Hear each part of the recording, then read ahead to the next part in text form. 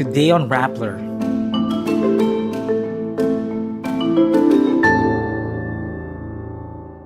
Pollution from a molasses spill in Negros Oriental has spread over 3,000 hectares. Budget watchdog groups call for safeguards on ayuda or so-called soft pork. OpenAI lays the groundwork for a $1 trillion IPO.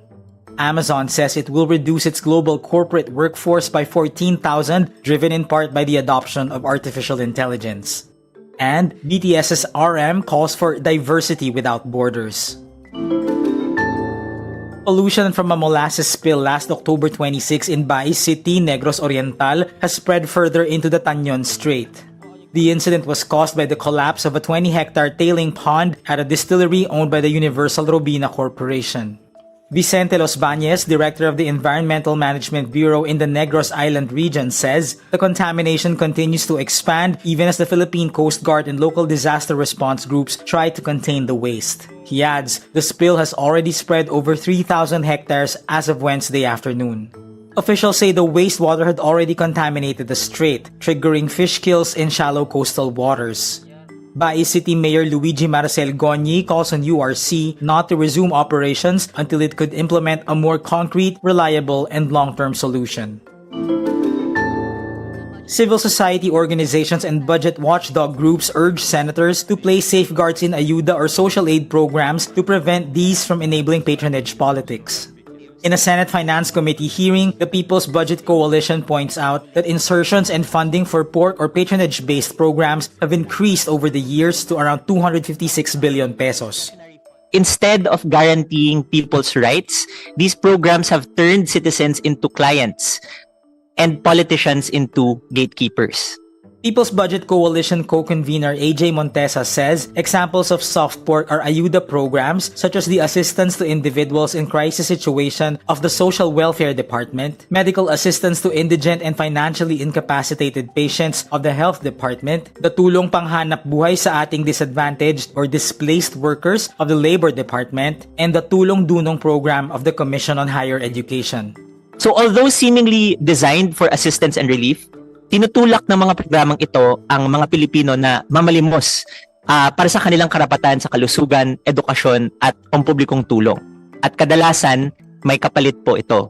Montesa, however, clarified that these programs still have potential to genuinely help Filipinos. He suggested setting clear mechanics and criteria for the distribution of aid, as well as putting these programs in the hands of a capable government agency. OpenAI lays the groundwork for an initial public offering that could value the company at up to $1 trillion in what could be one of the biggest IPOs of all time. Chief Financial Officer Sarah Fryer says the company is aiming for a 2027 listing, but some advisors predict it could come even sooner, around late 2026. IPO preparations signal a new urgency inside the ChatGPT maker to tap public markets now that a complex restructuring is complete that reduces its reliance on Microsoft.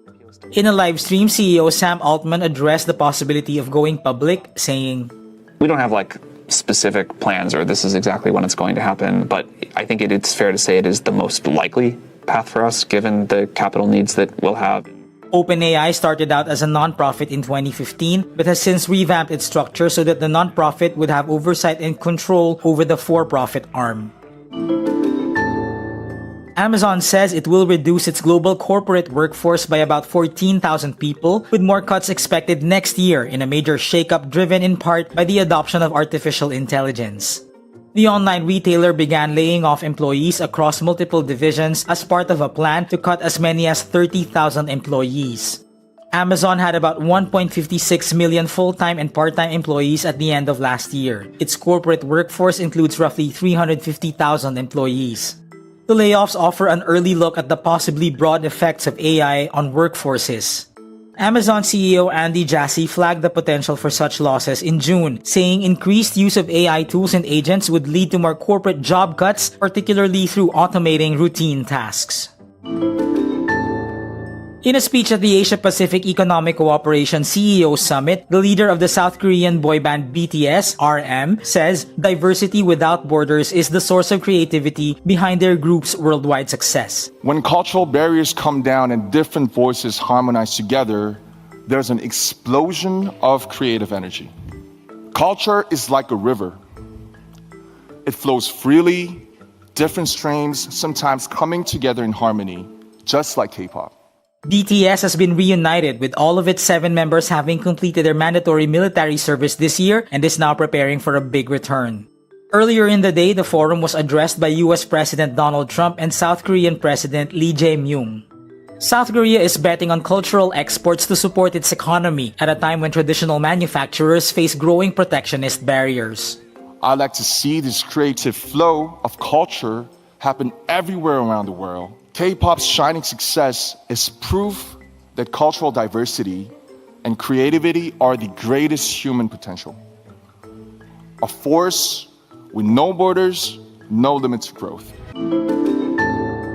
And that's today's wrap. I'm JC Gutinga. Thank you for watching. Click the link below for the full story. For more updates, download the Rappler app.